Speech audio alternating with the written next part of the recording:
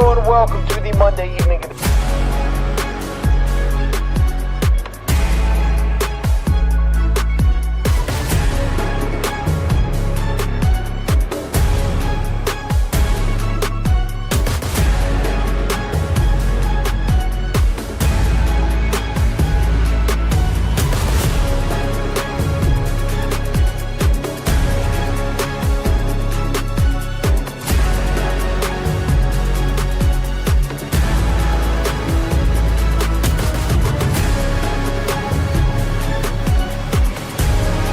Love ball like I do. After Dark's a must listen. It's where I go to get my hoops fixed. This is Field of 68 After Dark.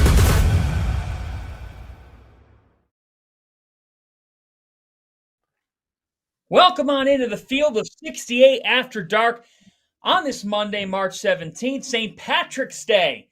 We hope the luck is on your side as you're filling out your bracket. I'm John Fanta. Jeff Goodman's here. Rob Dauster's here. Fellas, it's been a wild Monday. We've been on the air all day, all night last night. Now that you've had 29 hours, Jeff, to process everything, I'm going to put you right on the spot to top the show. What is your favorite thing about this bracket? Favorite thing? John Calipari and Bill Self playing in the 7-10 game in Providence, Rhode Island in the first round. Like, think about that. Think about how insane that is if we had said that prior to the season. You know, Bill Self is always protected, right? Regionally, geographically, because they're always a top 4 seed. Same thing with Cal for the most part. I know they've been bounced in the tournament lately, but again, Cal at Kentucky. So you've got both of them being sent out to New England. When's the last time Bill Self went to New England, Fanta? Ever? Has Bill Self ever been in New England? I liked when Big Z asked John Calipari where Providence was, and he said America. Because Big Z wasn't very happy. Big Z wasn't very happy with Cal's response there, by the way. But it is fascinating, Jeff. And the linkage to it is, Jeff, is that who do you have waiting for you in the second round? Slick Rick. The slickest of Rickest. Rick Pitino, not Stansberry. You've got a guy that is going to have the crowd behind him, coached at Providence, is going to have all those Johnny's fans, and Bill Self or John Calipari, whichever one advances, is going to be like, holy shit, no. Like, really, I got to deal with this? Especially Cal. Think about it. Like, Cal was the one who always had more talent than Rick when it was Kentucky, Louisville at the end. It was Rick who was out-talented but was the better X's and O's coach. Now, this thing's even. In fact, you would probably say St. John's is more talented. Certainly, they're a better team and have been all year. Rob, what's your favorite thing? Beyond the slickest of Rickest. You don't like that?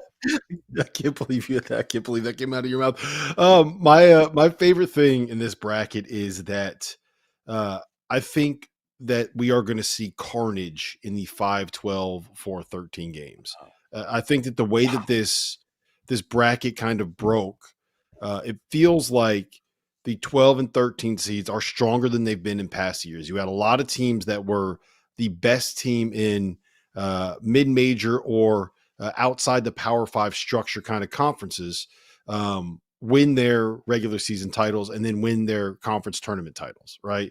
And I think we have a lot of teams that are good enough to be able to beat some of these high major programs. And I think the way that it kind of just broke down, there are flawed, beatable teams that ended up on those 4 or 5 seed lines in a lot of situations. You got some programs that are dealing with some injuries, and I'm expecting fireworks in those 5-12 and 4-13 games. As I'm sitting here looking at my bracket, I have 1, 2, 3, 4, 5. I have 5, 12, and 13 seeds in the second round of the NCAA tournament right here, right now. Fanta, what do you got? What do you got as your big kind of takeaway from this thing last night? You know, I just think it's the West as a whole.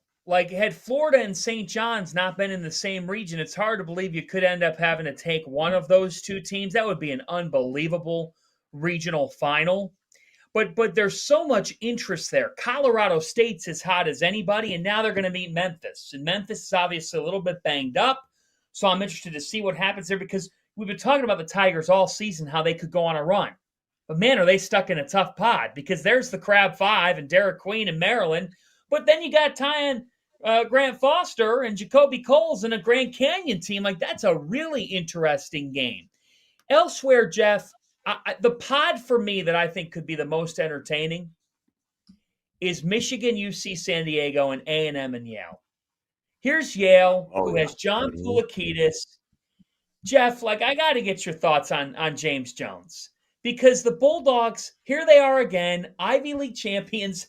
They knocked off Auburn last year. They play efficient basketball. They make a ton of threes. And Poulikitis, for those who haven't watched him, this dude's a stud. I'm taking Yale. I like Yale to take down Texas A&M. And yes, I am going with UC San Diego to knock off Michigan. I don't trust the Big Ten tournament champion. I have issues there. So I believe we will get a 12-13 showdown. I'll tell you where I'm not going as time goes on. The longer time goes on, the more I think we're going to see a Purdue-Clemson game. I'm not buying into McNeese or High Point. I could see High Point just because Purdue's a little bit predictable. But let's stay with that up there in the South. Because, the other takeaway I had, Jeff, was what was the committee doing giving Auburn a road game if Louisville is to beat Creighton in Lexington? I just, like, that simple committee stuff, Jeff, I'm not one to complain too much, but I don't like that for Auburn, and I think they deserve better. Yeah, I mean, they again, you're the number one overall seed. Some people maybe look at it, well, Louisville's playing in Lexington. Those Kentucky fans are going to boo them. But, Louisville fans are going to be the ones that have all those tickets. Let's face it. They're going down the road, and the Kentucky fans they're going to go out to watch their Cats in Milwaukee.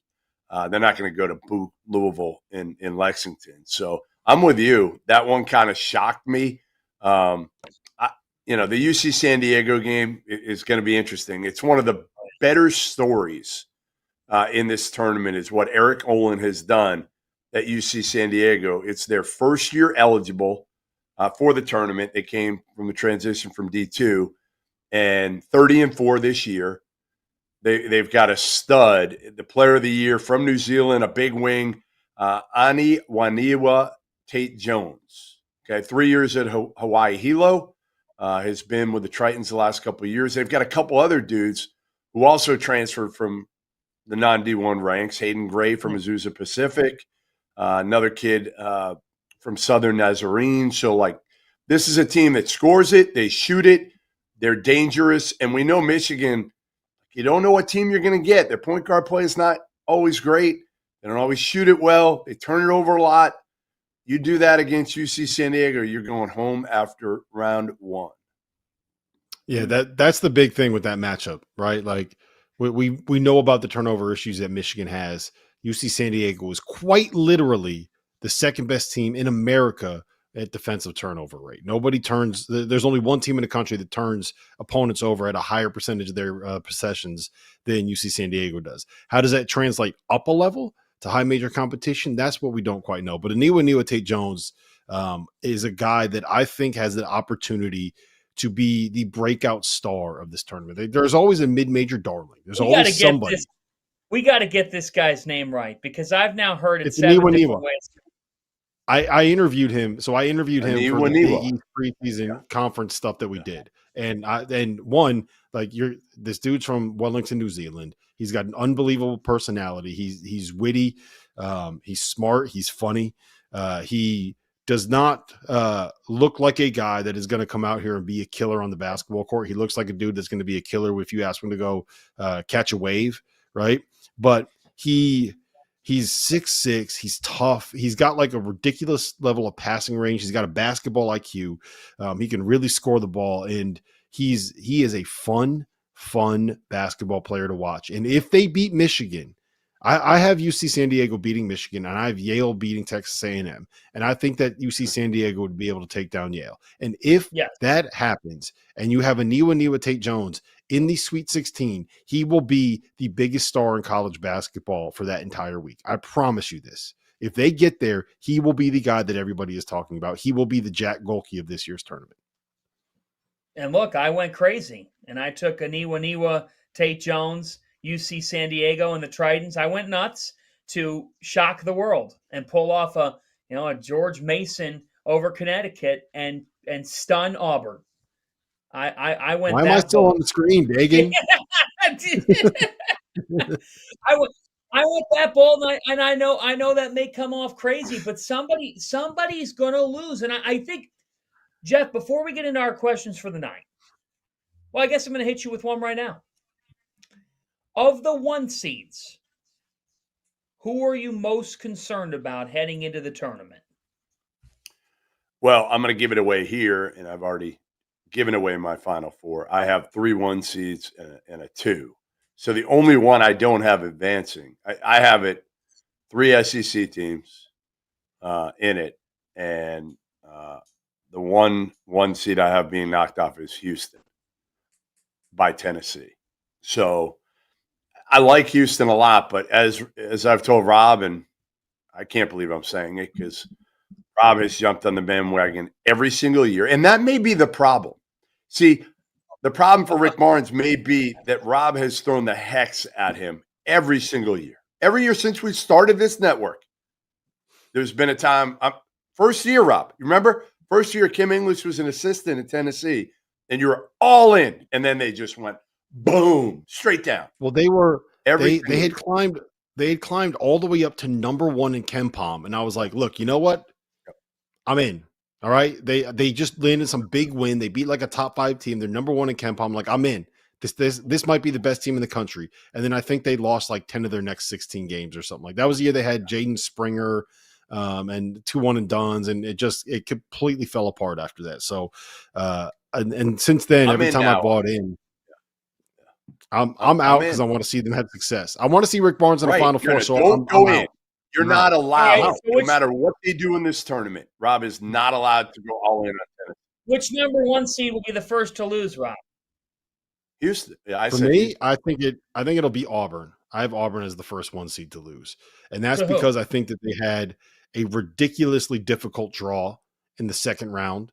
Right, no matter who it is. If it's Louisville, you're playing a de facto road game against a team that can get hot and make 19 3-pointers in a game. And I don't care who you're playing against. You make 19 3-pointers, you're going to have a chance to be able to win that game. And if they don't play Louisville, they play Creighton. And I think Creighton is is a team that is kind of uniquely built to be able to give someone like Auburn a little bit of trouble because of what Ryan Kalkbrenner can do in the paint and the different looks they can give you defensively as a result of that. So for me, it's Auburn losing in the second round is the one that's the biggest threat. I also think that they have the best 2 seed in the tournament. I think that Michigan State is a team that if they can get to the Elite 8 and face off with Auburn, I think Michigan State can give Auburn some problems. But I'm waiting for BetMGM to post the prop on all 4 number 1 seeds making it to the Final Four, because whatever that is, I'm going to take it. I'm going to put some money on that because I do think that there is a very real chance that we get to San Antonio with all 4 number 1 seeds for the first time since 2008. And I'm never that guy. I'm always don't take all 4 number 1 seeds. That's a bad way to do this. And I think it's going to be all 4 number 1 seeds. And to be honest, it's hard for me to find an avenue for us not to have like 7 top 2 seeds in the Elite 8. I just think the top teams are so good this year and better than they've ever been. But you know what it is to me? The 4s and the 5s are not thought of as highly. Mm-hmm. So when we're looking at things and we're trying to pull out a surprise, let's just break them down here quickly. A&M, don't trust them offensively. Michigan, they turn the basketball over. Maryland, got an elite starting 5. You still have to back it up and prove it. Memphis, they're too up and down for my liking to make it that deep. Purdue, they're hurt too. Purdue, not enough after the big 3, particularly the big 2 of Smith and Kaufman-Wren.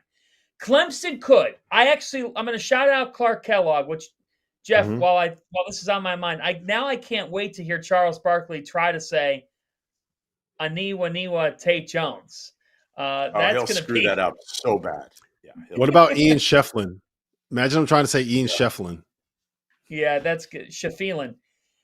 Arizona's all over, and can you really trust Oregon? Jeff, I just listed every 4 and 5. Yeah, I don't know. I mean, to me, are you asking me the 4 or 5 that I like the most that could That's make a what I'm deep trying run? to find.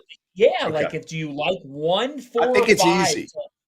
I think it's easy. I think it's an easy answer that I'll be surprised if we all 3 of us don't come up with the same team as a 4 You or want to 5. say it all at once on the count of 3? Sure. Let's All do right. it. 1, 1, 2, 2, 3. Clemson. Maryland. What did Rob say? I guess not. I said Clemson. I guess I'm the Me and you are idiot on the here. same page. I went Maryland. All right, tell us why. State the case for Kevin Willard. I mean, because you don't need a ton of depth. The TV timeouts are like a half an hour apiece. So as Great long as point. they don't get in foul trouble, depth isn't a big issue. They can go 7. They go more than that, but you don't need to go more than 7. They've got the pieces. I mean, the front court, we know how good their front court is. The combination of Julian Reese and Derek Queen. Queen could be a lottery pick. Jacoby Gillespie's awesome. I mean, absolutely awesome. And, they just, I mean, they got dudes. Like I think, to me, they could be a Final Four team, and it wouldn't shock me. Wouldn't shock me either. I mean, now Kevin Willard has done an amazing There's job. only one. Here in Not he's to cut never you been off. in the Sweet 16, which is a big. Not to cut you off, but he's cutting you off. Yeah, go ahead. Well, no, I was going to say, like, the only thing that would concern me about them is they have Florida in the Sweet 16. Like, I just don't see them beating Florida. I don't see that happening. Florida does what Maryland does when it comes to the 3 guards and the 2 bigs, but I think that everybody except Derek Queen, Florida is going to win that matchup. And I don't think that Maryland matches up really all that well with Florida because of it.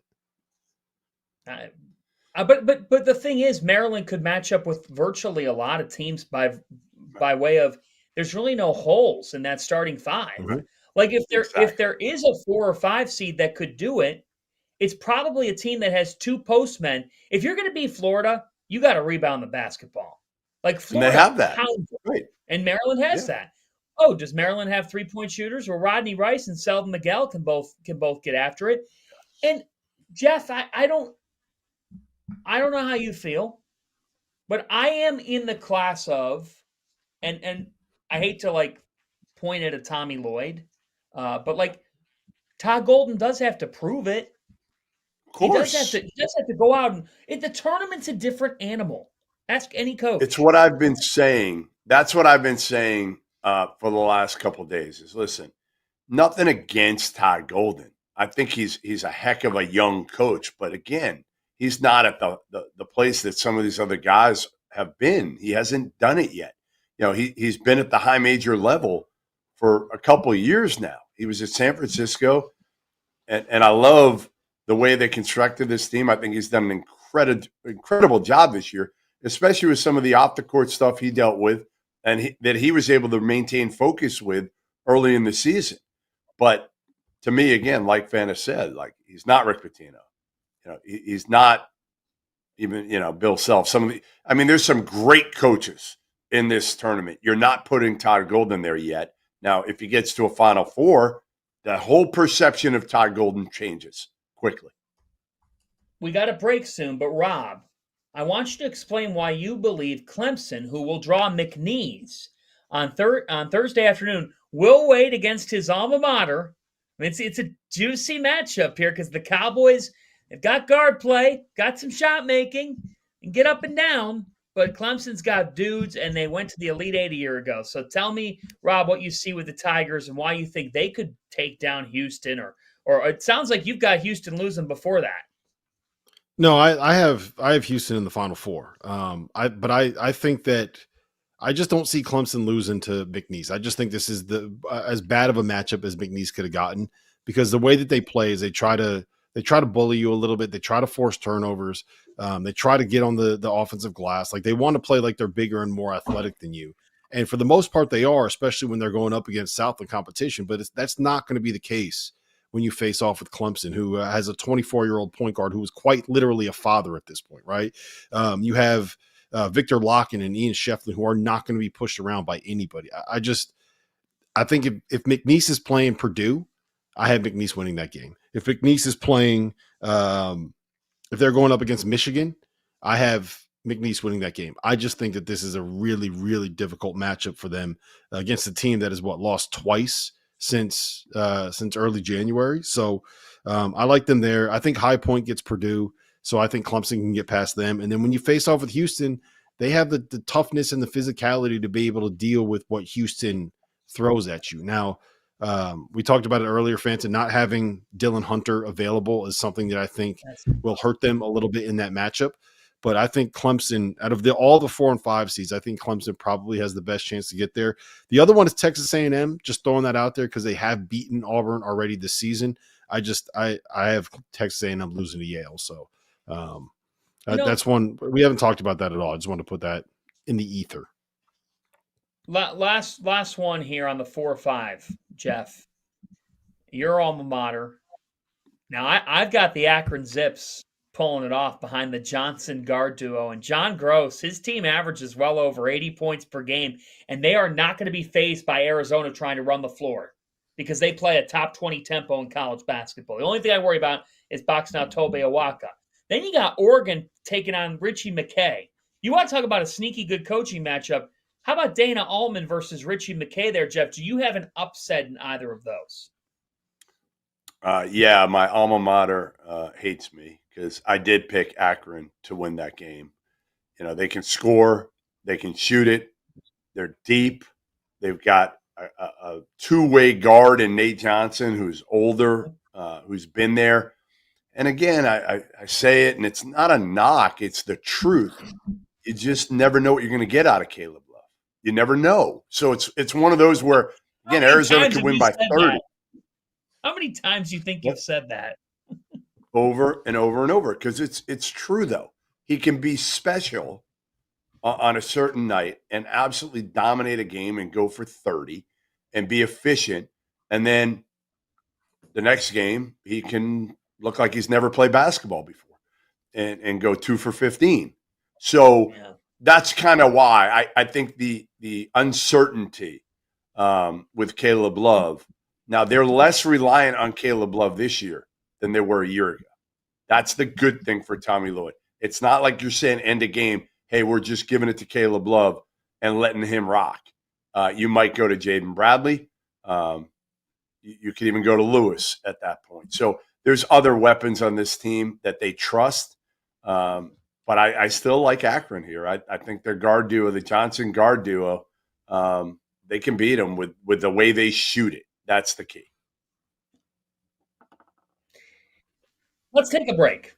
And after this, we're going to pick the 12 seed that we love, the 12 seed that you want to commit to on your bracket. I'm going to give you some stats out of the break for the NCAA tournament. We're going to talk about the mid-major star who could blow up. We've already talked a little bit about that. The very best first-round matchup, Rob Dauster is going to unveil his because Jeff talked about it with Arkansas and Kansas. Who could be the Dante DiVincenzo? Who could have that one night that totally changes their NBA draft stock? And your boldest take in this tournament. Plus, I want to ask you guys what the coach with the most to prove and perhaps the coach that really needs to win a tournament game in a big way. And maybe that's a coach over the next 48 hours. This is After Dark.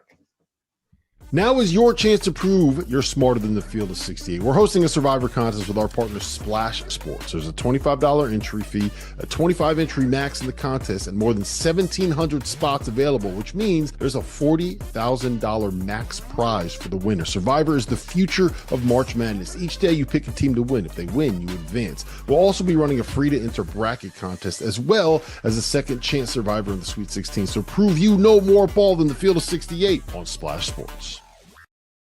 My guys, have you ever lifted just a little bit too hard and you forget to apply your daily deodorant and then get hit with a truckload of BO from all directions? From the founders of Lumi, Mando Whole Body Deodorant is helping men conquer their odor in a new way. Formulated with mandelic acid, Mando has long-lasting 72-hour odor control that actually stops odor before it starts. But the best part, you can put Mando anywhere, your pit, your packages, your feet, your skin folds, your back, your knees, everywhere. And to top it off, Mando's cologne quality scents were created with men in mind. Pro tip, try their best-selling scent, Bourbon Leather. Once you experience the fresher underarms, a fresher package, and fresher feet, you will never go back. There is a special offer now for new customers. You get $5 off their starter pack with our exclusive code and link.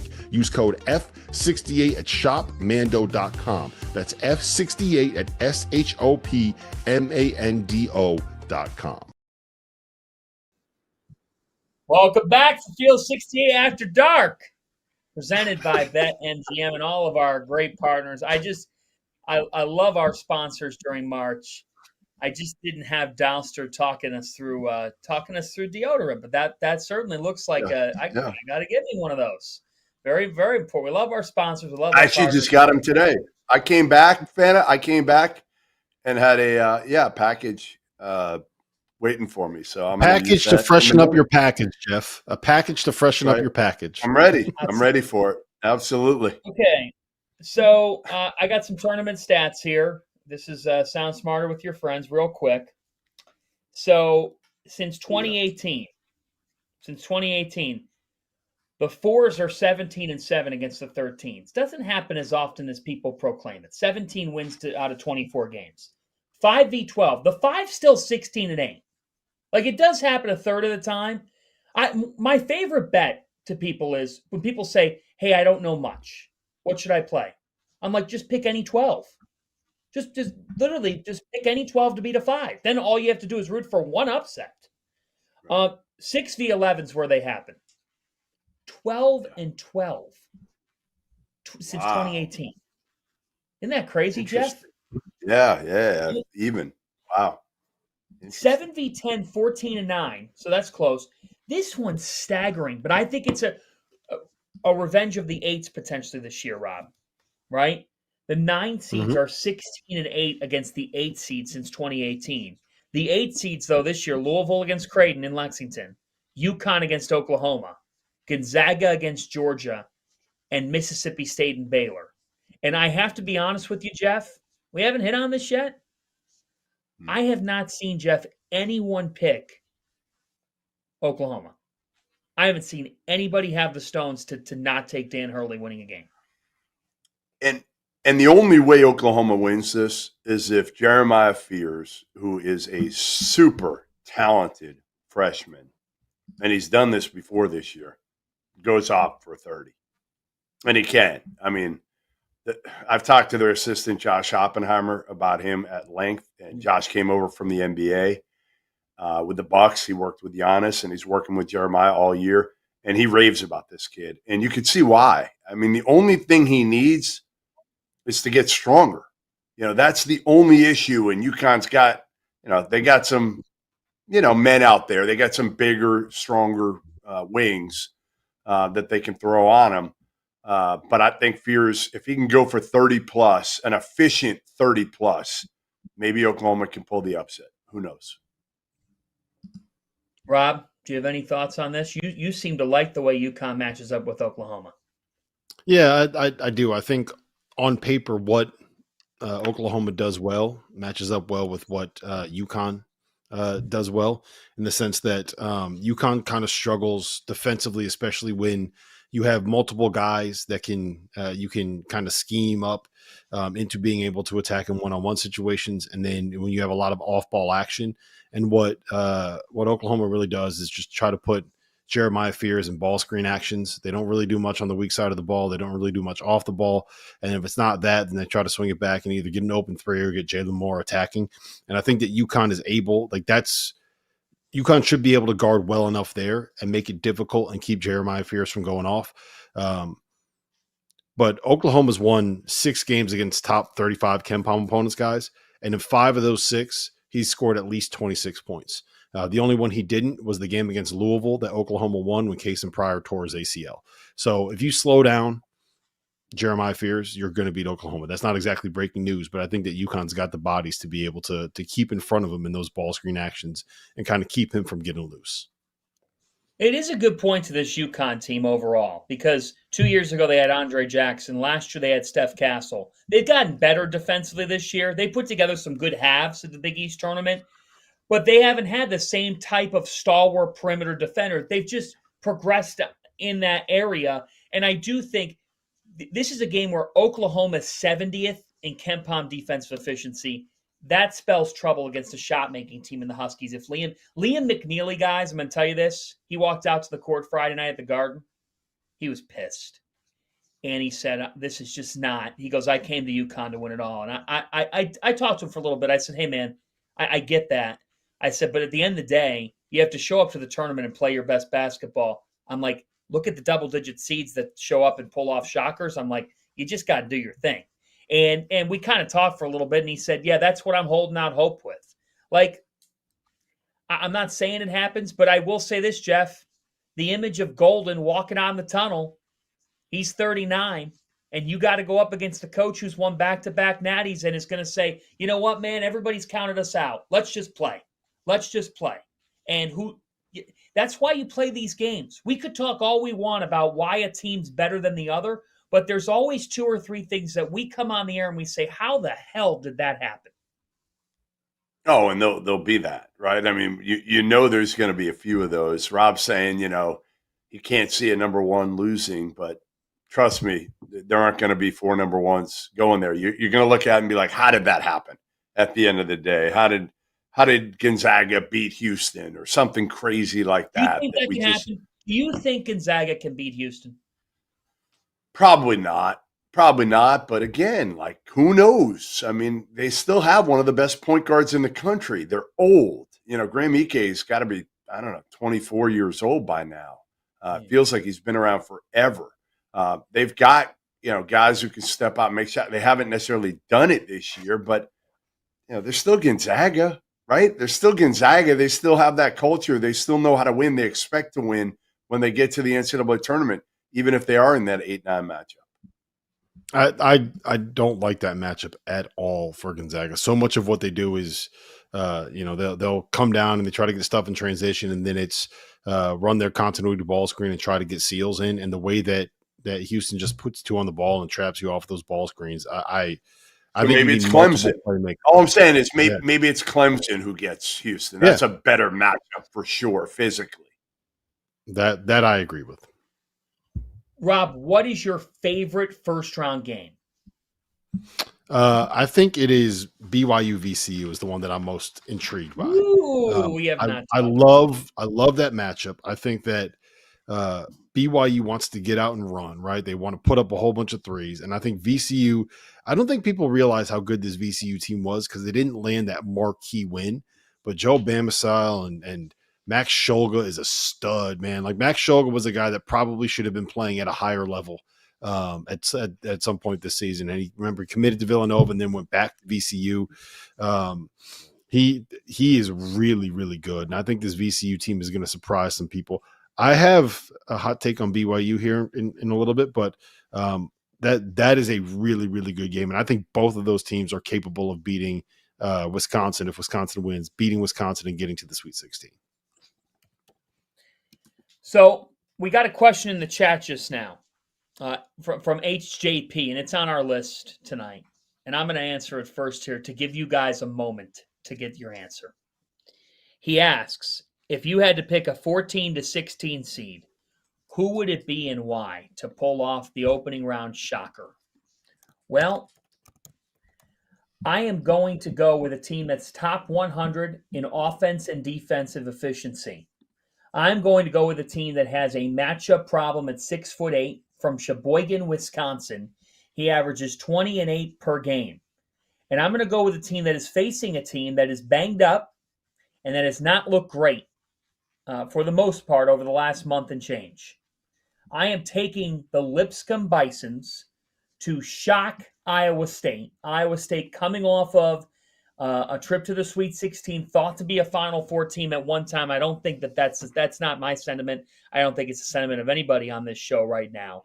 And it's not that TJ Otzelberger's a bad coach. It's not that at all. It's just timing is everything. And that Lipscomb team does guard. They're a top 75 offensive team in college basketball. And, I don't think they get overwhelmed by anything. Jacob Ognječević is who I'm talking about. 20 and 8 per game. Will Pruitt. This is a guy who, he averages close to 3 assists, but he's at 13 per game. And Joe Anderson shoots 41% from 3. By the way, Ognječević can stretch the floor at over 40% from 3 as well. They can shoot the 3. They could space Iowa State's defense out. If you're going to beat Iowa State, you have to have perimeter shot making. Lipscomb has it. They're my pick. All right, Jeff, give me a real super bold one. I'm going to go UNCW as a 14 over Texas Tech. And, I'm going to do it because I think the CAA is one of the better mid-major leagues out there, number one. And Towson dominated the league this year, but you have Charleston in it. And Takeo Siddle's done a great job with this program the last few years. They can really score.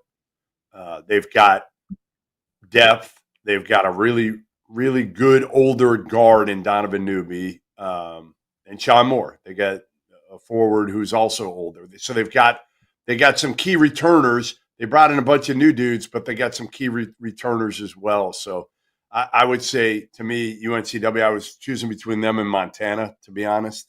Those were the two, just because Wisconsin's kind of come out of nowhere this year, and they're obviously going to have to play in altitude against the Montana team that will have a little bit of an advantage with that.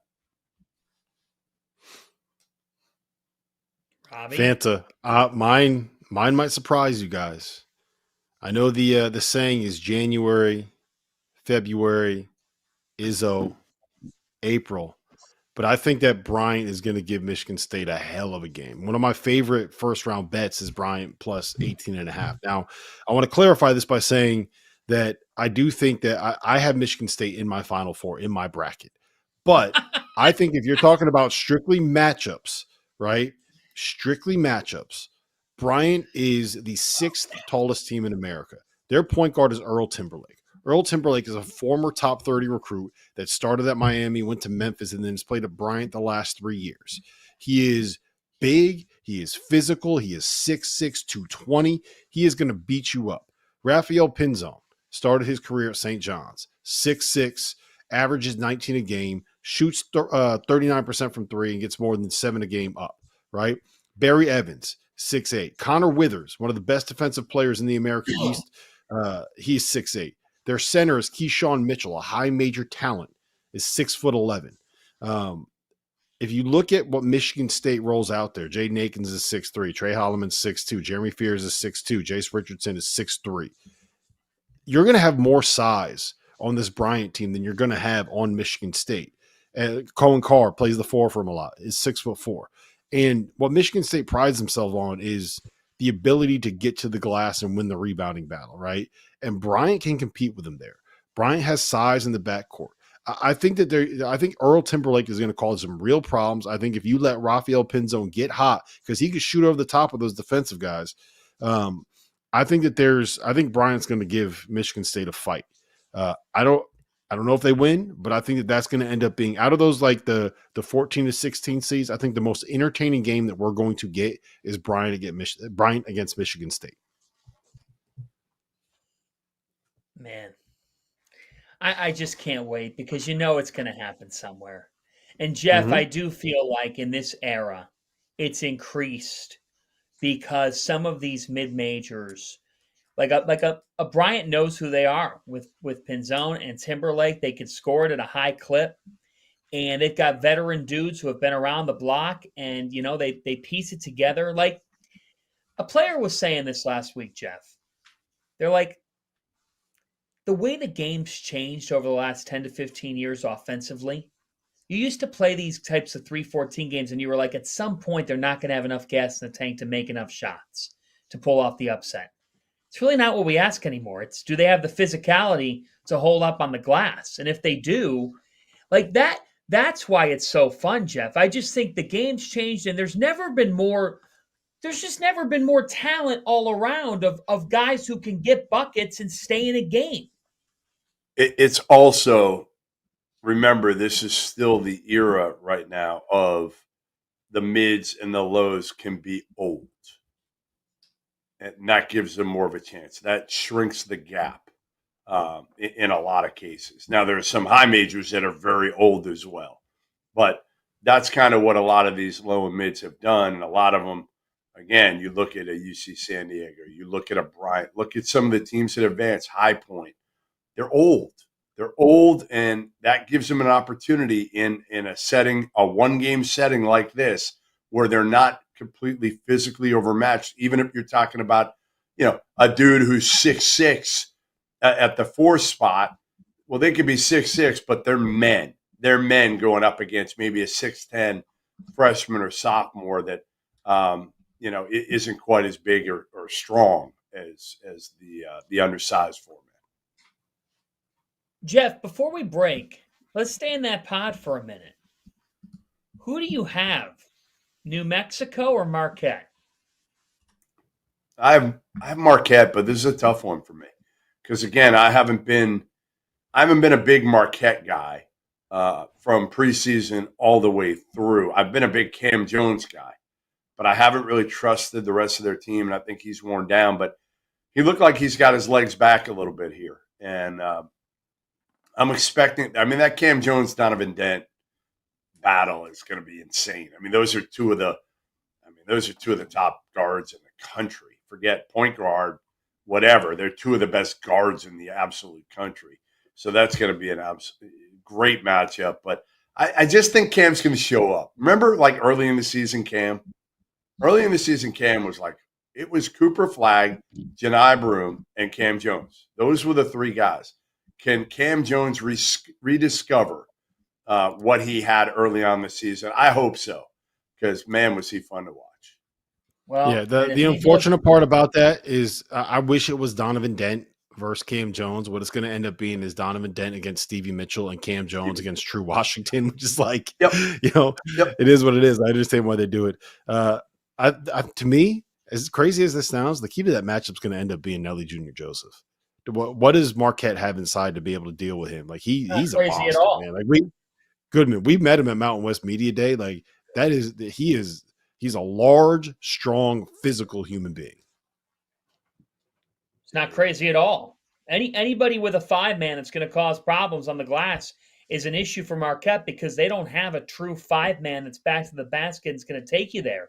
I do think the team that defends and sets the tone more physically in this game, even though Marquette's smaller, and that's where New Mexico's got to make hay in this game. They've got to say, we've got the best post man. We're going to stay committed there. And then Dent's got to get some help. At the end of the day, Jones and Dent could both go crazy, and one of them could end up making the big shot. But I look at it from the standpoint of what version of David Joplin's going to show up? What version of Chase Ross is going to show up? And then for New Mexico, will Mustafa Amzil and True Washington give him a combined 22, 23 points per game? What I can tell you guys is it might be the supporting cast. You're right. It probably will be the supporting cast for Marquette that determines this, because Cam Jones will probably have a typical Cam Jones night. But you know what it is, Jeff? That's where it's hard to think Stevie Mitchell's going to end his career. You just feel like he's going to get one more in him. He's one of the winningest to ever wear that jersey. I'll tell you this much. The Patino family has the busiest couple of days because they're not missing Richard. So they're copping on a jet from Rhode Island Friday morning because Rick plays Thursday night at 9:45, and then Richard's the next day in Cleveland. They're going to be going from Cleveland to Providence back and forth, hopefully for 4 games.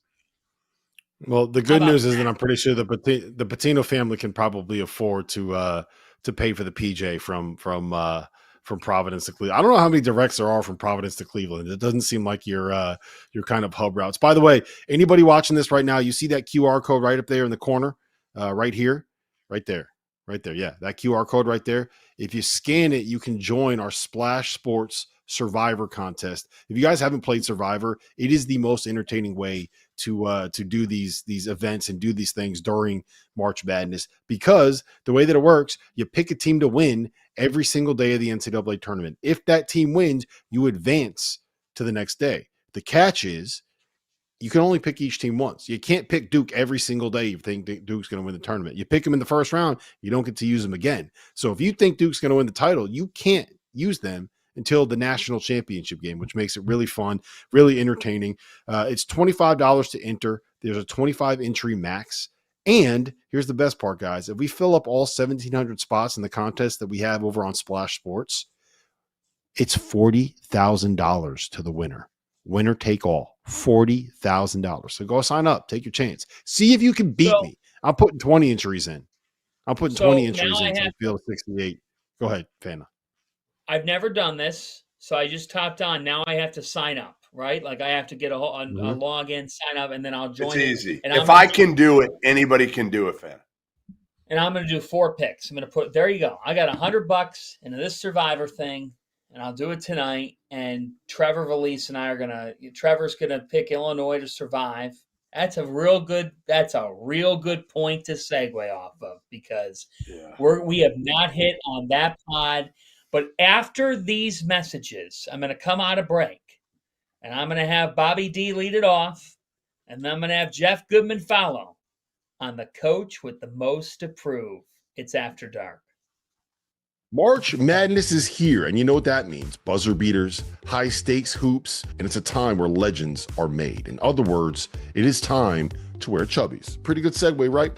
Chubways has mastered the art of stylish casual wear that doesn't skimp out on performance or durability, whether it's their bright, stretchy polos, their iconic thigh-exposing shorts, or their one-of-a-kind swim trunks. It's the perfect threads to wear as you helplessly watch your bracket predictions fail.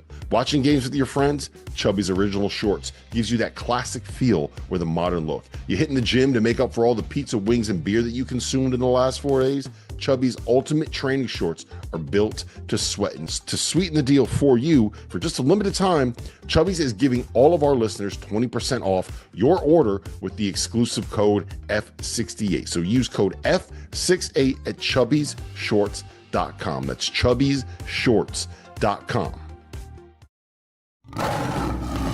If you haven't heard by now, we have partnered with BetMGM for the season. We'll be using BetMGM lines to make all of our picks, and we'll have special offers for the listeners and the viewers. Download the BetMGM app and sign up using the bonus code FIELD. Deposit at least $10 and place your first wager on any game, and you'll receive up to $1,500 in bonus bets. Go download the BetMGM app and use the code FIELD today. Maybe my favorite segment of the show tonight, because we haven't had a discussion on this yet. At least I don't think that we have. And I love when we dive into the coaches, because college basketball, the constant is the coaches. I mean, I heard, radio legend Colin Cowherd say earlier today that St. John's is so compelling because they've got this 72-year-old who just stands the test of time, wins everywhere he goes, and figures out a way to keep doing it. So here we go, Rob. The coach, fill in the blank, the coach with the most to prove in the NCAA tournament is? I think I'm going to go with somebody that's a little bit unexpected here. But I think it's Jon Scheyer. And the reason why I think it's Jon Scheyer is because you're succeeding Coach K at Duke, right? You're succeeding a legend, either the greatest ever, one of the greatest ever, however you want to phrase it, right? And you have a team that is the best team according to KenPom's efficiency margin since the 1999 Duke team, right? The best team that we basically have in the KenPom database in the 2000s is this Duke team that Jon Scheyer has, with Cooper Flagg, who's probably going to end up winning National Player of the Year, right? And when you're replacing a legend, and then you have the best team, and you have the best player, and you're set up to be able to make a run to a championship, those are the kind of years where you are expected to win. And it is Duke. You're expected to win championships every single year at Duke.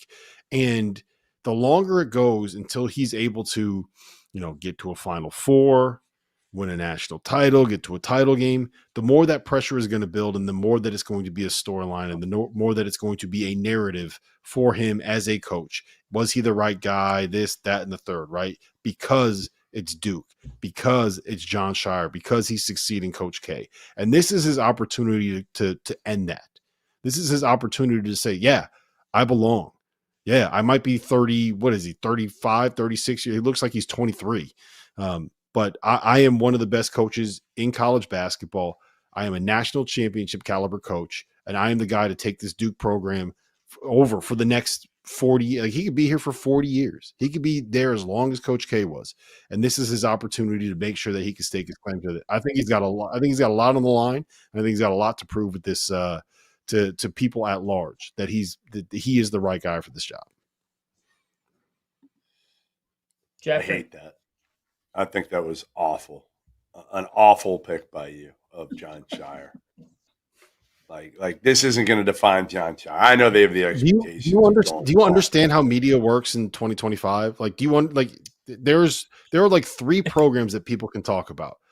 Dan Hurley's won back-to-back national championships, and now like he's the number one talking point because he has an 8 seed after losing 7 pros in the last 2 seasons. So if Shire goes to a Final Four, so what does he have to do? What does Shire have to do? What does he? I don't think he has to do anything. I think he's proved it, but I think that until he gets to a Final Four, until he gets to a championship, that is going to be the narrative about his career. That is going to be what the people that swoop in every March and don't cover college basketball the entire season talk about, and that's a lot of pressure to deal with. All right. I'll give you a guy with pressure. Pressure to go, further than the Sweet 16. He's gone twice to the Sweet 16 and lost once to an Ivy League team in the first round in his 3 seasons as head coach at Arizona, and that is Tommy Lloyd. Arizona is a proud program. Trust me, I went there. Lute Olson lost his share of games in the first round. He also won a national title. And I think at Arizona, obviously, going to the Sweet 16 is fine, and he did a great job taking over for Sean Miller. They've been unbelievable in the regular season. They won 2 Pac-12 titles in his first 3 years. This year, they started slow in the first year in the Big 12, finished I think tied for 3rd in the league. But I think if you're Tommy Lloyd, you got to show that you can do something and be a real threat in the NCAA tournament. That means going beyond just the Sweet 16. So I think for Tommy Lloyd, there's some pressure this year. 100%. Well, I'm not going to waste any time. I'm going with Hubert Davis tomorrow night. He has to prove that his team can handle this stage, can go out there and shut people up.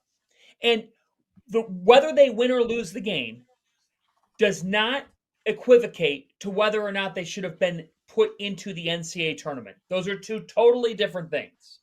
That being said, if you go out and have an emphatic performance and win the game, you are going to have the last word in that discussion because that's how this world works. Will we see R.J. Davis show up and put up one of his patented performances? Will we see in Jackson and Seth Trimble deliver on the perimeter? Will we see Carolina stand up and Drake Powell make some key plays for this team? Will we see them defend and play hard? Because if you're going to beat Brian Dutcher, you better be ready to dig in the mud. Because this San Diego State team's been up and down. It's not one of his best teams, certainly not. But he still has a couple of dudes who just play hard, can protect the rim, and are going to get stops. So I'm not wasting any time. Because tomorrow night, Jeff, if Carolina goes out there and they get humiliated, and I don't think they will, but let's say that if they pull a Virginia, Jeff, then not only are people going to be saying they didn't belong in, but people are going to be saying they gave this coach a contract extension. They're invested. They're talking about a GM will solve all the problems. The Sharks are going to be circling around tomorrow if Carolina loses this basketball game. All 3 of those guys have different type of pressure on them, no doubt about it. One guy we didn't mention, and I think he might get a little bit of a mulligan here depending on what happens with Tyrese Hunter, is Penny Hardaway, because they've had a hell of a regular season. But ultimately, you've won one NCAA tournament game so far. This is your 7th season at Memphis. You've won one game so far. You got to win at least one this year, whether you have Tyrese Hunter or not. I also think that Texas A&M, that Buzz Williams has something to prove. I want to get this in tonight because we have our proud partners at Dadwater. Dadwater. We love you, Dadwater. They sent us some great beverages. And Jeff and Rob. Do you see the names, by the way? Goodman, do you see what this one's named? Gary. Jalapeno. Pineapple jalapeno. I'm drinking a Gary Parrish over here. What are you drinking? Mine is drinking I got a grapefruit. A Steve. Dadwater Steve. A Steve Shear. Steve Shear. There Love you, Steve Shear. Love you, Steve Shear. You know what I'm going to toast tonight, Jeff and Rob? The winner of the Katha Quinn Award for USBWA, Scott McConnell at Texas. Scotty Mac. Scott. Yeah. Scott Scotty Mac. We love Scott. Scott is an outstanding SID, and I'm so happy for him. Can I tell you what Scott did? Scott had Kevin Durant grow up quickly at Texas. He threw him out there.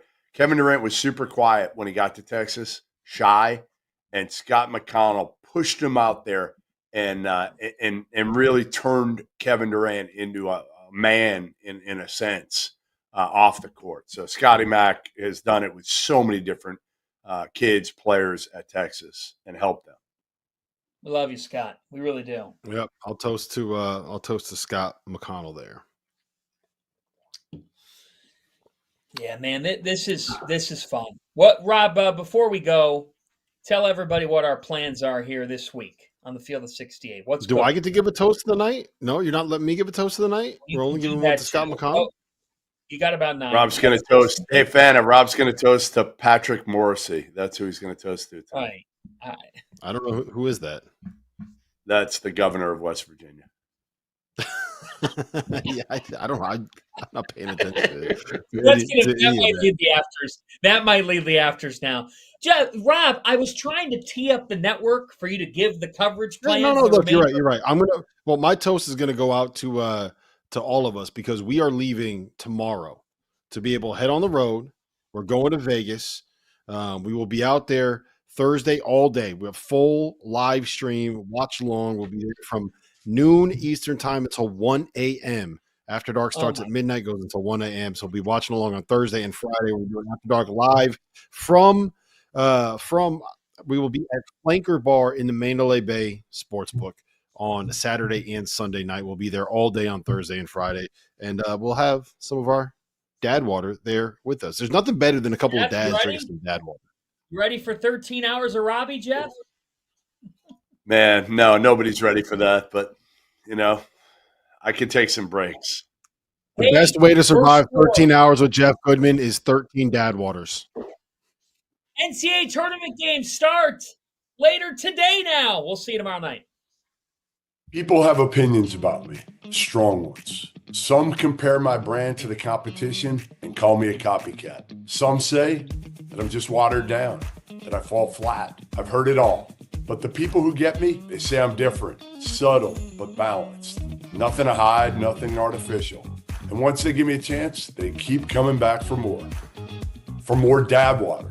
That's right, I'm talking about dad water, and I swear by it. No bubbles, no fizz, just a smooth, refreshing canned cocktail made with real tequila. 100 calories, 0 sugar, 0 carbs, and gluten-free. Find Dad Water's 4 flavors in an 8-pack variety pack or single flavor 6-packs. Dad Water invites you to enjoy its great lineup of products all tournament long. Take it from me, Jeff Goodman. Sometimes the most polarizing things are the best things. Dad Water, tequila, water, natural flavors.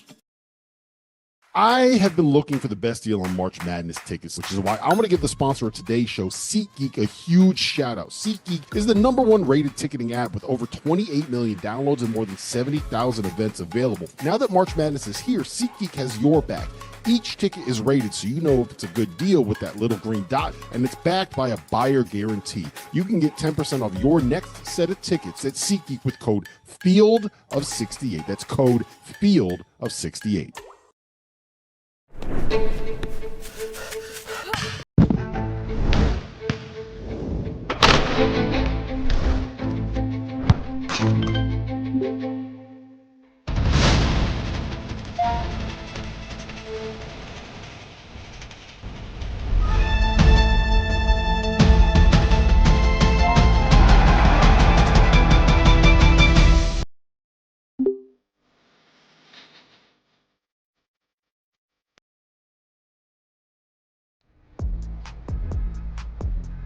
We're live. It's the afters. Hit the chat.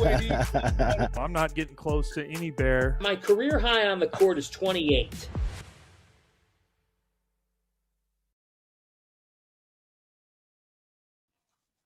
Oh, yeah. I'll tell you what. Special thanks again to Dad Water, tequila, water, natural flavors. I am enjoying my grapefruit Steve very much right now. Very much. I'll tell you this, guys. The one thing, if I had to describe Goodman one way, it would be subtle and balanced. that is the way. That's the only way to describe Jeff Goodman is subtle and balanced. How tired were you recording that? Like what? How worn out were you recording? Yeah, I was tired. You know, I'd like another opportunity to record that when I'm not so tired.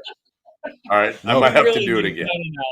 I'm just going to tell you, please, Trevor, send that to me. I will be texting that to Robbie Hummel and you tomorrow morning, just to get an actual reaction of that. So the story of the day. I mean, we just have to lead off the afters with this now. This is a real report here. West Virginia Governor Patrick Morrisey said Monday that the state will launch an investigation into the NCAA and the selection committee over how the teams were picked for the NCAA tournament. His move comes a day after his state's flagship school, West Virginia, was excluded from the tournament, standing behind a podium emblazoned with a sign that read, National Corrupt Athletic Association. Morrissey said West Virginia deserved to get into the tournament.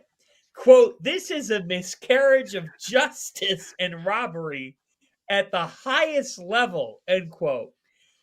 Clearly knowledgeable about college basketball, Morrissey talked comfortably about Quad 1 wins, strength of schedule, net rankings. Debate raged Monday morning on this. Morrissey says, we keep hearing about the importance of Quad 1 wins, but UNC couldn't even get more than one. They also had the 25th toughest schedule in America, right behind WVU. Any way you slice it, this thing reeks of corruption. Jeff. This is a clown show, a complete clown show put on by the West Virginia governor. I don't care what facts he was armed with. What the hell are we doing here? I mean, it's a selection process. There's 10 human beings in the room. Yes, West Virginia probably should have gotten in. It's a subjective process. Shut the hell up. Like, come on, go away. You got your 2 seconds of fame. It's over. Go back to doing what you were hired to do. Worry about your state. You know, like, come on. What are we doing? Like, this is trying ridiculous. to get reelected. He's trying to get reelected. That's what he's trying to do. He says here, it's being reported by a number of outlets that Bubba Cunningham had a significant bonus incentive, at least $70,000 for UNC making the tournament, arguably more if they advance. He adds that West Virginia's state investigation will look into whether backroom deals, corruption, bribes, or any nefarious activities occur. By the way, it's not like West Virginia was very good. They were decent after Tucker DeVries. I mean, they beat Iowa State. They beat Kansas. Kansas, last I checked, wasn't the team that we thought when they beat them either. You know, they're a 7 seed now. They're not a number 1 or a 2. It's not this huge resume win beating Kansas that we thought it was back then. They had a bunch of wins in the non-conference that were terrific, but they were with Tucker DeVries. You can make a case. You can make a case that West Virginia didn't belong. I would have put them in. I think the two of you would have put them in. Obviously, the governor, Patrick Morrissey, would have put them in. But again, I will say this, and I hate using this phrase. I hate when people use it. Patrick, stay in your lane. Stay in your lane on this one. I think it's an elite political play, to be honest. He's trying to curry favor with the people in the state of West Virginia who are incredibly mad. Like, his Q rating is through the roof. He's never been more popular. That's all he's doing here. He's not going to be able to actually do anything with it. What are you going to do? You're not filing an injunction. They're not going to stop the NCAA tournament. North Carolina plays tomorrow. What are you going to do? You're not going to do anything. What if he showed up for the game? What if he showed up? What if he walked out in the midcourt? The ref's about to throw the jump ball, and he runs out there and he just grabs it and he takes off. What if he did that? That's what he's got to do. Takes the Wilson ball? Yeah, just takes Patrick the Wilson Morrissey. and just he's gone. He's gone. That's what with the Wilson. Or what if he deflates the Wilson? Because it's overinflated. What if he deflates it? No, Goodman, here's what we need to do. We have to let Matt Norlander know so that he can go follow that ball to write a column off of it. All right. Why did we get Patrick Morrissey on the show tonight, guys? Oh, we really. This is a missed opportunity. Wait a minute. I'm back tomorrow. Right? Do we send an email? Yeah, let's invite Patrick Morrissey on with you. Will you grill him? Who's on tomorrow night? Who's on this show tomorrow night? Oh my God! I think Tyler's on. Who do I even contact? Tyler with Patrick Morrissey would be elite. Oh, Tyler asking the West Virginia governor a question about this. We got to try for this. So who do we reach out to? Do you think Patrick Morrissey has ever heard of Tyler Hansbrough? No. What do you think the odds are? No chance. No. Right? No chance. Do you think he's heard of Kevin Pittsnoggle? Probably. I mean, I'd be Mike really. I think he's a Mike Gans. Yeah, I think he's a hardcore fan, Jeff. I think he's a ball knower. Like, he brought up quad 1 wins and net. Guy brought the analytics. Got staffers that feed that to him. Someone wrote that speech for him. I promise you. You know what, though? You know what it is? The best part is I'm going to say to Patrick, do you know who Tyler is? And he's going to say, of course I know who Tyler is. And I'm going to say, do you know who Randolph is? He's going to say, I've never heard of you in my life. The idea of Randolph being a part of this interview as well, because I know Randolph's going to get on and say, this is ridiculous. Do we have any questions in the chat? We got to track this guy down. I'm going to follow. It's midnight. It's midnight. What do you mean you're going to call him? I followed him. I'm following him on Twitter. He's only got 23,000 followers. He probably boosted that. It was probably like 5,000 before today. I mean, I'm sure Huggins has his number. Fair. Yeah, I'm going to hit Hugs. I'm going to hit Hugs up for his number. I do have a question for you. So hold on off on the Hugs number thing. Who will be the next head coach at Iowa? Bram wants to know. Or just start some names. Boy. So it's a hard one to figure right now because Indiana, right now, there's supposedly some third mystery candidate. I don't know if I believe it, guys. It's, Ben McCollum, Brad Burnell, who I don't think is really in there anymore. I think Brad Burnell will sign an extension to stay at Clemson here fairly soon. And then there's a third mystery candidate, and Darren DeVries has been involved as well with the Indiana job. He's been linked to it. Then you got, obviously, McCollum and DeVries, both involved at Iowa. So I think we have to see how it plays out first in Indiana. Because if McCollum doesn't get Indiana, he probably gets Iowa, which means DeVries returns to West Virginia. Then I don't know where Iowa goes at that point. I don't know. I would go, if I was Iowa, you know where I go? Eric Henderson. I go Eric Henderson of South Dakota State. I think he can infuse some real energy there. He's won at a high level every year, pretty much. He's been there. They had a young team this year of guards who are going to be really good next year. He's probably going to lose Oscar Clough to the portal. But I would say Eric Henderson. I'm trying to think if there's anybody else because I haven't really gone past the – Who? Forbes? He just hasn't gone to the tournament at Wake. He hasn't gone to the tournament. It's a tough sell. It'd be a tough hire right now. One name that's Chris been tossed Jans? around. What about Chris Jans? He's a little. He's got Jans connections. would be somebody Iowa. too. Yeah. He played. Yeah, I could see at Jans. Valley High School in Fairbank. I mean, maybe what else can he? Yeah. I'm not trying to say what else can he do at Mississippi State, but he's done a good job there. Yeah. I agree. The key for Iowa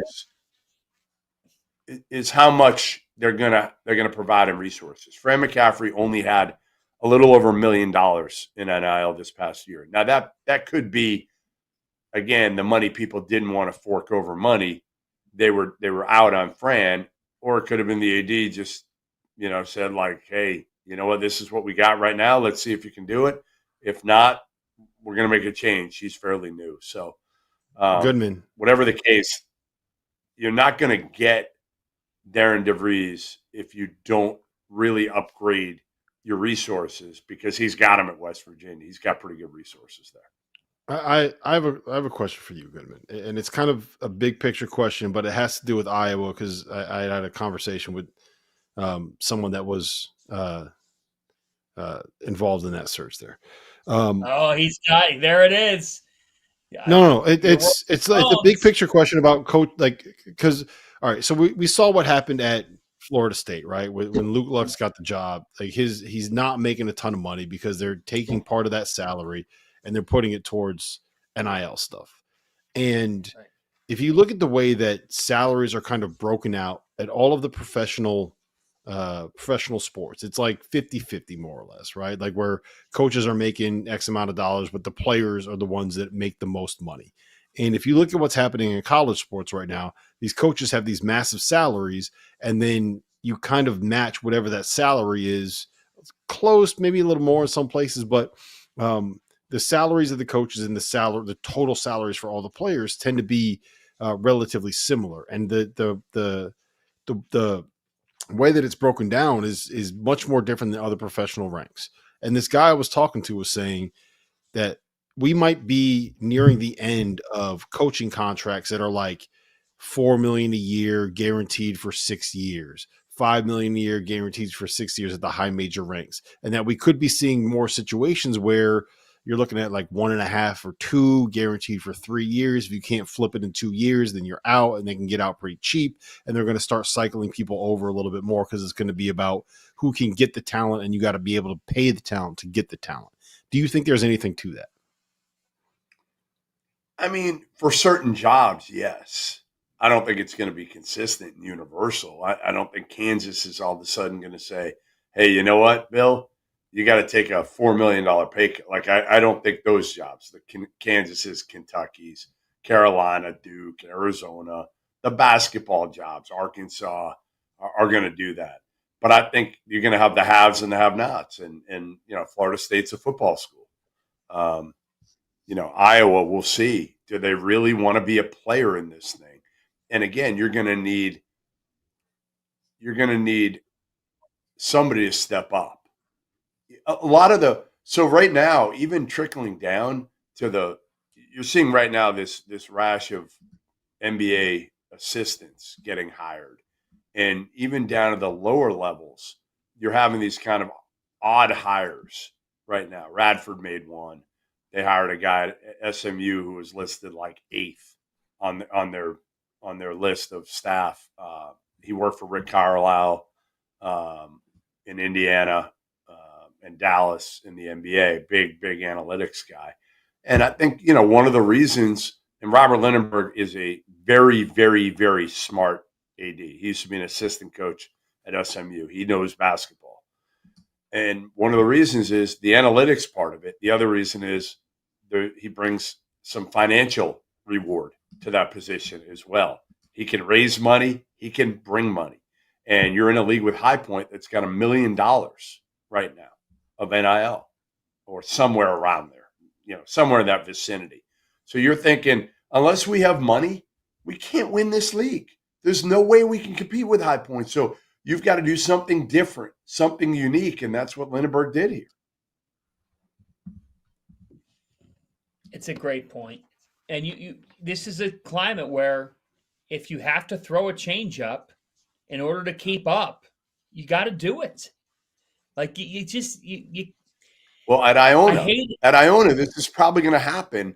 They fired Tobin Anderson today after 2 years, and they're probably going to hire somebody in an NBA guy right now who played at Richmond in college, who's been in the NBA. And again, part of it is financially motivated because there's somebody there who's got some pop who wanted this done. Dan Garriott. Yeah. Dan Garriott's got the NBA experience, was with the Cavs staff, now with the Pelican staff. I'm fascinated too, Jeff. We haven't talked on the air, you know, just about where Eric Rodell and Villanova turn with a crucial hire for Villanova. I mean, this is a really critical hire. And I also wonder, Jeff, like, here's what's so amazing about the cycle, and whether it's fair or not. The bounce of a ball, a shot going in or not, could be the difference between somebody getting a certain job in the cycle or not on Thursday or Friday. Like, what happens if we come out of this and New Mexico shocks Marquette and Michigan State? I'm not saying it happens, but like, what, all of a sudden Richard Pitino goes from here, he's already a good name, to boom, the superstar hire. You know, somebody's gonna do that this week. And Villanova right now, right. I mean, Richard Pitino's got an opportunity here. The Mountain West is changing. We know that.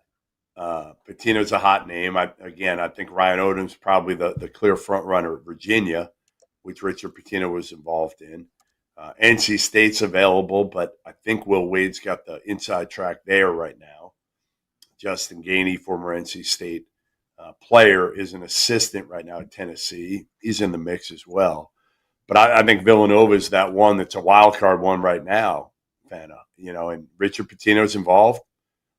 He'll be involved. Chris Collins will be involved. You know, Dad, obviously, and Chris, when he was young, having Philly ties, has probably tapped it out at Northwestern, one of the toughest jobs in America. Villanova would be it'd be a great move for him. And I think both those guys would do well at Nova. I mean, you know, I'm trying to think of who else kind of, again, because you want to, if you're Villanova, hire somebody that's got a little bit of pop. You don't want to lose. No AD wants to lose the press conference, right? Every AD wants to win the press conference if they can. But that's not what you're hiring for. I mean, ultimately, if you don't win games, nobody remembers the press conference. Who cares? Well, how joyous is it to be able to say this? There are NCAA tournament first 4 games today. It doesn't begin in earnest until Thursday, but we will have St. Francis, PA, out of the NEC, who won at Central Connecticut, taking on Alabama State at 6:40 on True TV. It's here. It's going to be fun. And that game gets followed by North Carolina and San Diego State.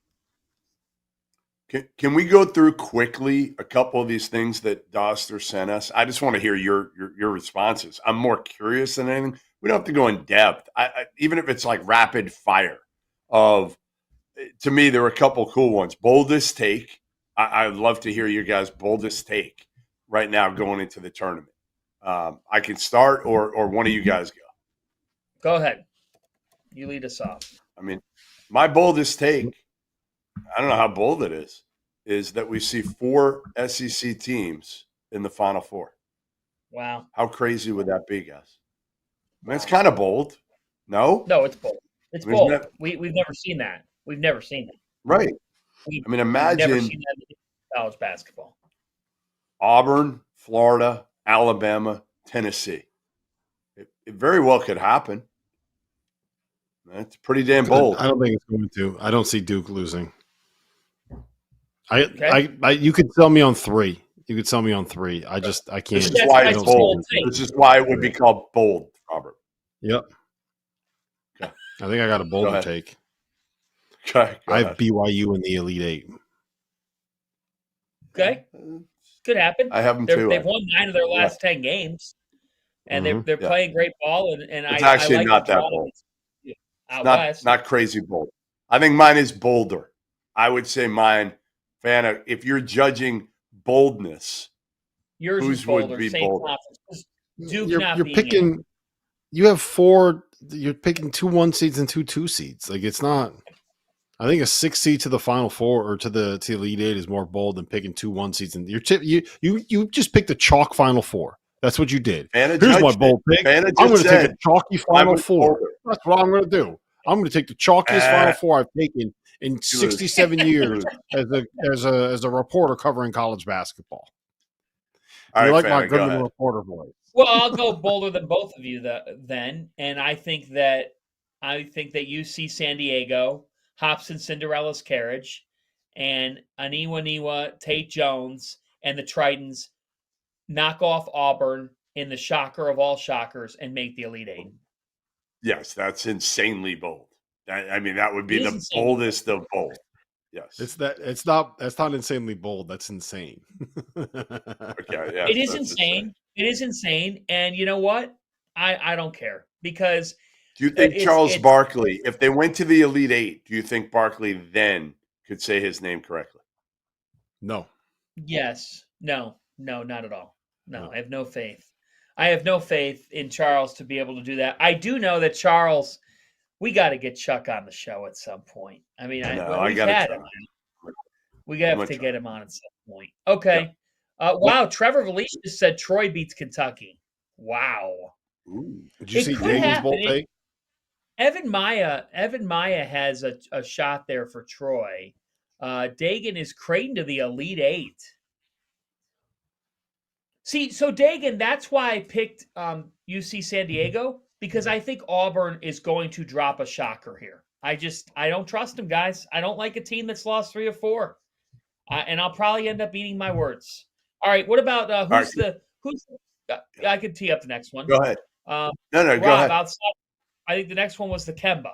Let's do the Kemba Walker of this NCAA tournament. Go ahead, Rob. I'm going John Tanji. Oh, so you stole mine. You stole mine. The Kemba Walker. So what we're saying is it's got to be a 3 seed or lower, a guy that can go absolutely nuts and carry a team to a national championship. I'm going John Tanji. I could see John Tanji averaging 28 a game and carrying Wisconsin past Montana, past BYU, past Alabama, past Duke into the Final Four and winning a national title. I think he is the 1 for 14 performance, so he's got to bounce back. Yeah, so he got out. So he's due. He got out of the system. He's due. All right. I mean, this isn't a crazy one. You took mine with Tanji, but I'm going to go Braden Smith at Purdue. I mean, couldn't we see that happening? Is just him carrying Purdue? Like, honestly, if you could see one guy just carrying a team and just going bananas, whether it's scoring 25, whether it's getting 10 assists or both, probably Braden Smith, guys. And he's electric. I don't love their draw. Yeah. I mean, Clemson, I'm with you, but he's special. There's also one guy that's done that, carrying a team to a championship game. He didn't win a national title, but he carried a team to a championship game. Oh, boy. Do you know who that is, Jeff? Say his name. Say his name, Jeff. Say his name. Yeah, I'm not saying it.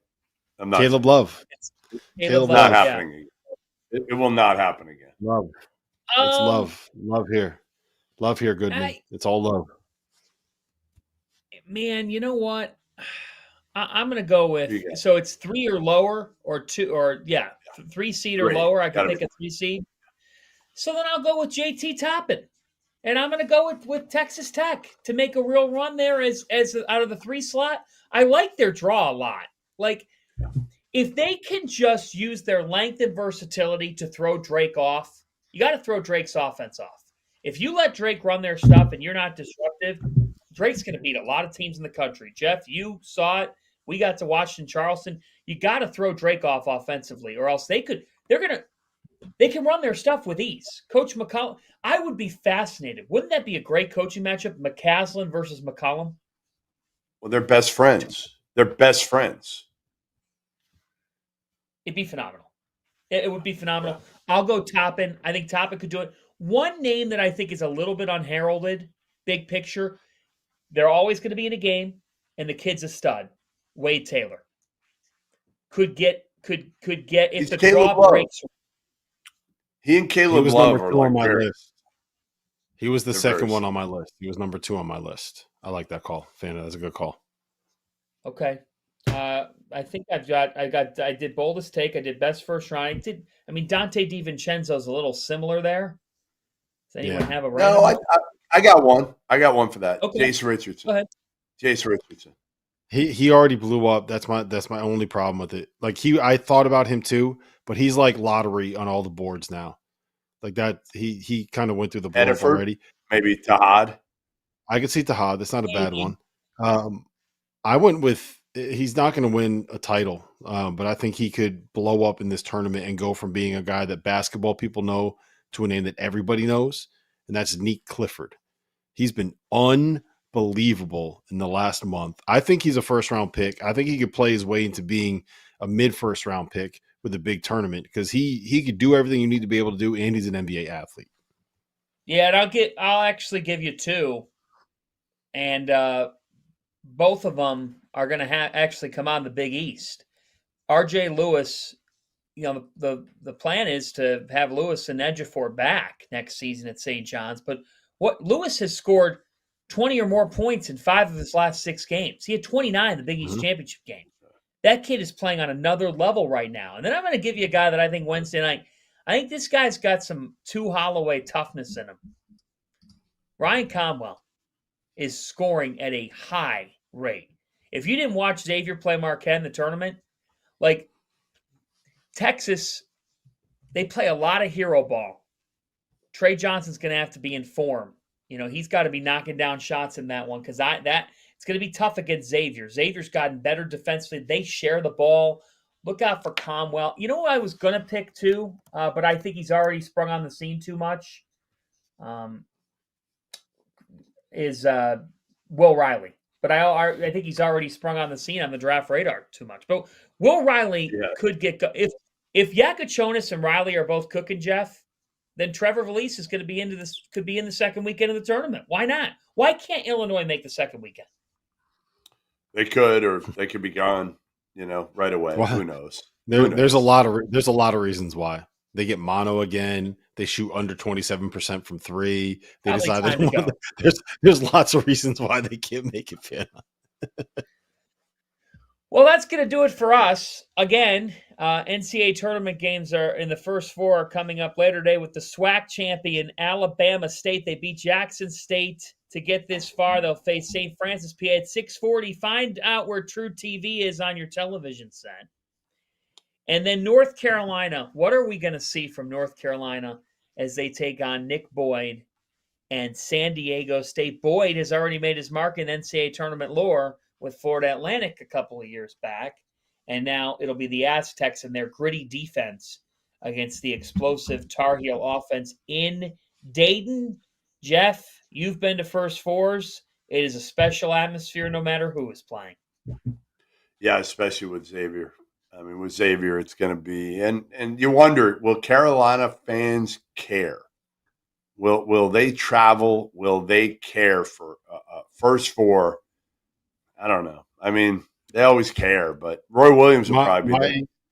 Yeah, my guess is that you're going to get a good number of people there because I think that Carolina fans are nationwide. I think there are people that are North Carolina fans that live in Ohio, and they're going to say, this is my chance to go see this team play. I'm going to buy myself a ticket to this. So I think you're going to have a good Carolina crowd there. We're back with you tomorrow night at 11 with Tyler Hansborough, with Randolph Childress. I'll be here, and we will try our very best to hunt down West Virginia Governor Patrick Morrisey and see where he's at. He hasn't responded yet. No response yet, just so you know. With the latest investigation on corruption and nefarious acts. I'm sure that response to your Twitter direct message is at the top of his agenda tomorrow. What you hop in the DMs, Goodman? Did you hop in the DMs? You should have direct messaged him and said, I think I can help you with your investigation. That's right. I've got some inside info. That'll do it for us. For Dagan Hughes, for Trevor Valise, for Every Month Should Be March, Rob Dauster and Jeff Goodman, I'm John Fanta. Good night. And we are on a 22.5-hour break.